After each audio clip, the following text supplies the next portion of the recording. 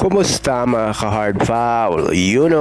Ayon sa mga lumalabas na balita sa NBA, tinanggihan na nga ng Golden State Warriors ang takang trade ng Philadelphia 76ers para nga makuha si Brandon Podziemski. Pero kung bago ka pa sa ating channel mga ka-hard foul, ay huwag mo naman kalimutan na i-subscribe ang ating channel. Let's go!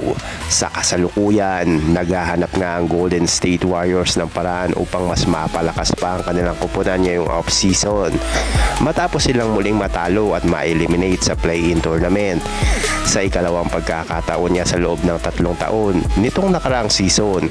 Dahil dito, seryoso ngayon ang Warriors na gumawa nga ng hakbang para makabalik pa sa pagiging title contender. Isa sa mga usap-usapan ay bukas umano ang Warriors na i-trade ang kanilang number 11 pick. Kasabay nito, ipinakita rin ng koponan na determinado silang manalo. Agad matapos nilang bigyan ng panibagong 2 taong kontrata ang head coach na si Steve Kerr. Ngayong isang bagong ulat ang nagsiwalat na sinubukan niya ng Philadelphia 76ers na kunin niya si Podziemski sa pamamagitan niya ng trade.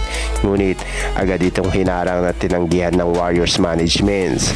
Si Podziemski ay isa sa mga manlalarong hatingan ng opinion sa Bay Area noong rookie season niya sa taong 2023 at 2024. Malaki ang pinakita niyang potensyal at naging mahusay nga ang kanyang performance. Ngunit matapos noon, maraming pansin nga naniniwalang tila na hindi na gaanong umangat ang kanyang laro at parang nagpaplato o natigil nga ang kanyang development. May ilang fans nga din na bumabatikos kay Coach Steve Kerr dahil sa tingin nga nila ay sobra na ibinibigay nitong playing time kay Podziemski kumpara nga sa kasalukuyan nitong antas ng laro.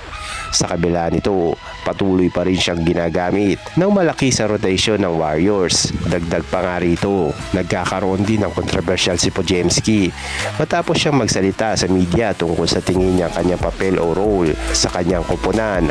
Para sa ibang fans, masyado nga umanong mataas ang tingin niya sa kanyang sarili, kaya lalo nga lamang itong nagdulot ng negatibong reaksyon. Para sa ibang fans, masyado umanong mataas ang tingin niya sa kanyang sarili, kaya lalo lamang itong nagdulot niya ng negatibong reaksyon at batikos mula sa ilang supporters ng Warriors.